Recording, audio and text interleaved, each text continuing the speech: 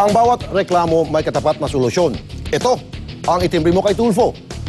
Humihingi ng tulong ang isang ginang dahil sa pambubugbog umano ng lalaking magkapatid sa Caloocan sa kanya at sa kanyang mga menor de edad na anak.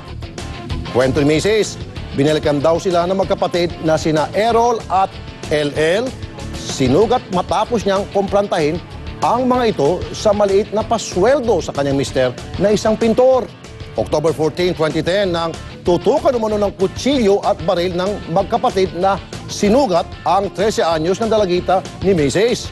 Pati ang 6 na taong gulang na lalaking anak ni Mrs. hindi rin pinatawad. Nagsumbong daw sa Caloocan Police si Mrs. pero ang payo sa kanila ng barangay. Kaya sa barangay na lang daw tumakbo dahil maliit lang daw na away. Pakinggan natin ang reklamo. Ano yung reklamo? Yung bumagbugo sa akin si Francis Errol Sinugat. Pinagtatadyakan ako hanggang bumaksak na ako. Nagmamakaawa na po ako. Pero hindi pa rin ako tinigilan. Eh, may dala po yung kapatid niya ng baril. Doon po ang nagsimula yun.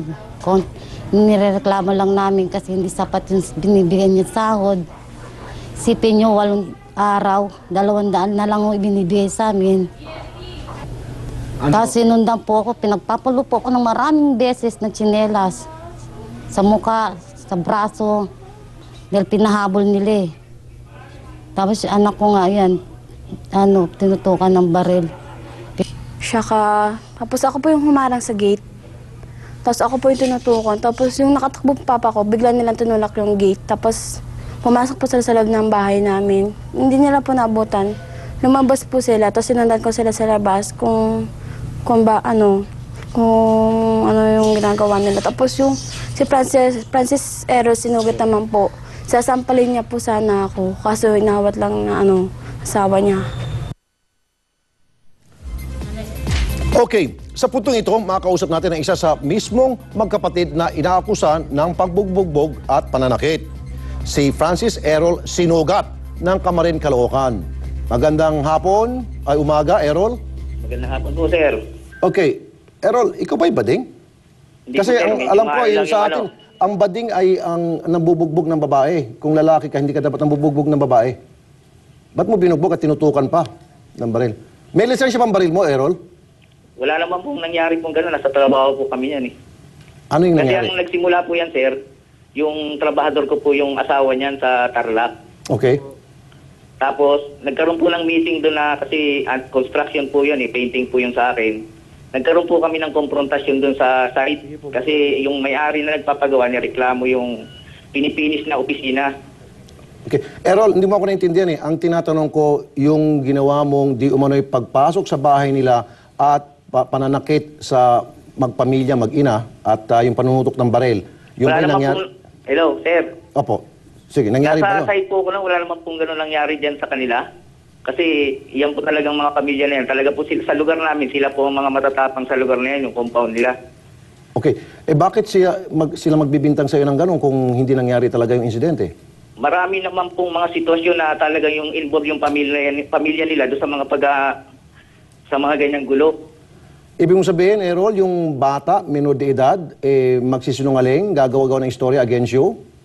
Kaya po nilang kontrolin yan kasi kung kahit po makausap niyo po yung mga bahay-bahay doon, ang talaga pong magulo po sa lugar namin, yung mga pamilya nila. Marami po kasing involved po dyan, hindi lang naman yung may mga nabenta pa po sa akin yung kapatid niya na mga rights po na lupa na inaangkin din ng asawa nung yan, nandyan, nakarating po sa inyo. Okay, meron kasi medical certificate na hawak yung mga complainant. So, sa palagay mo, ang ginawa nila, inuntog-untog nilang ulo nila at naggulong-gulong sa sahig para masugatan at makapag-medical? Ganun ba? Hindi po sir, yung asawa niya pong gumulpi dyan, bakit ang po lumalabas na gumulpi? Eh di kung asawa niyang gumulpi, di siyempre asawa niyang kakasuhan niya, di ba? Bakit ikaw ang kakasuhan? Eh, kasi po, yung sahod niyan, isinugal. Kasi mga nagsusugal lang po yan, yan mga trabaho niyan eh, sa lugar namin. Sila pong mga magkakamag-anak sa lugar niyan, puro yan, ang ginagawa, puro tong-it.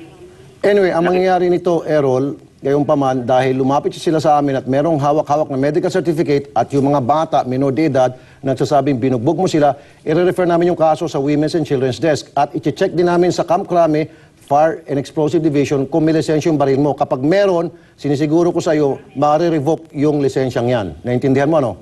Yes, sir. Good luck na lang sa iyo. Thank you, sir. Okay, umalis ka na sa linya. Okay, ang mangyayari kasi dito, mga kapatid, tatawagan natin yung Women's and Children's Desk at sila ang karapat-dapat na mag-imbestiga rito at hindi yung barangay. Kasi meron nga akusasyon, Amilin, ano, na pananakit doon sa minor de edad. Ganun pala, Rafi, kapag may ganun na threat, pwede ka na dumiretso sa police. Kasi sa pagkakaintindi ko, they actually went to the police. Pero ang sabi sa kanila, hanggang barangay level lang daw at doon na lang daw ayusin yung mga ganun na bagay. Kung sino yung pulis na nagsabi nung Kengkoy? Kaya ko nga eh, ayaw lang siya magtrabaho dahil holiday season, Rafi. Yun. Trespassing yun. Tapos, grave threat, panunutok. Pagkatapos, pananakit sa minor de edad. Police matter na yun. Hindi na pwedeng sabihing At barangay saka yun. wag na rin antayin, Rafi, na maging malala pa yung sitwasyon. Kung gano'n, nabugbog, may konting, I think, natamaan ng konti yung anak nilang dalagita. Pero wag naman antayin na habang malubha ng sitwasyon, kaya saka lang sila aaksyon. Diba? Okay. Sige.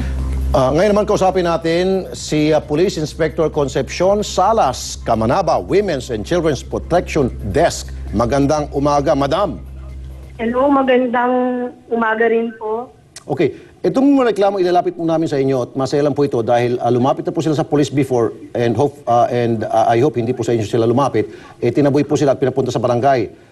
Gusto namin ibalik sila sa police dahil meron pong nangyaring pananakit po sa mga minor de edad at meron po silang medical certificate at meron din pong trespassing at patunutok.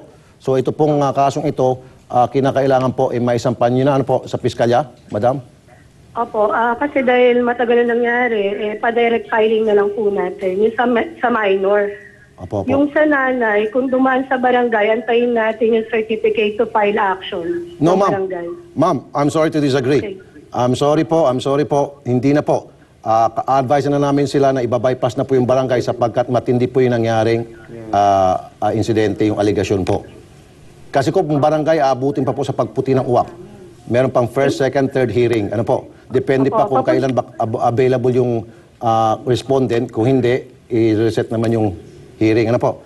Wag na ho kasi kayo, ma'am, pag inirefer na namin sa inyo, tanggapin nyo na agad. Hindi, okay naman po, tatanggapin namin agad. Wala na Kaya lang yung- kasi conforme sa medical. Kaya nga po, Kung ano yung medical nila duration. so don't wait anymore for the sinasabi mong certificate to file action. Basta kung hindi mo kaya, madam, i-refer namin sa chief of police mo. Kaya mo ba o hindi? Hindi po. Papuntahin nyo na lang po sa women's desk. Good.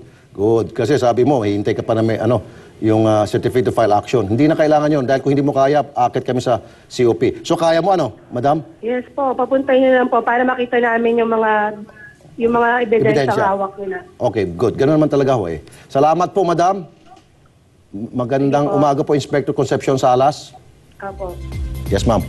Para sa inyo mga reklamo, suggestion sa amin, ipadala po ninyo ito sa itimbribo kay tulfo@gmail.com o mag-text sa 0949-461-6064.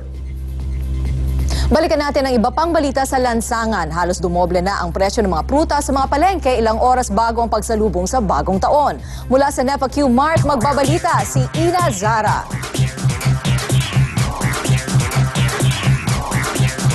Rafi, Amilin, palengke ang puntahan tuwing bagong taon ng mga kapatid nating naghahanap ng swerte. Bakit? Dahil dito mabibili ang mga bilugang prutas na kung makokompleto mo daw ang 12 klase ay magdadala sa iyo ng swerte. At nandito nga tayo ngayon sa Nepa Q Mart dito sa Cubao at makikita nyo ganito yung sitwasyon ngayon dito. Ayan ang dami-daming prutas at yung mga mamimili, kanya-kanyang pili, kanya-kanyang hanap kung ano yung magandang prutas na maihahain sa kanilang mga lamesa. Pero syempre dahil mataas yung demand, ay napakataas rin ang presyo ng mga prutas natin ngayon dito. Dito sa kalapit na fruit stall natin, halimbawa itong kiat-kiat, kung dati-rate nabibili natin to ng mga halagang 45 o 50 pesos. Ang kilo ngayon nasa 60 pesos po ang kilo. Etong seedless na grapes, dati 180 pesos per kilo, ngayon nasa 200 pesos per kilo.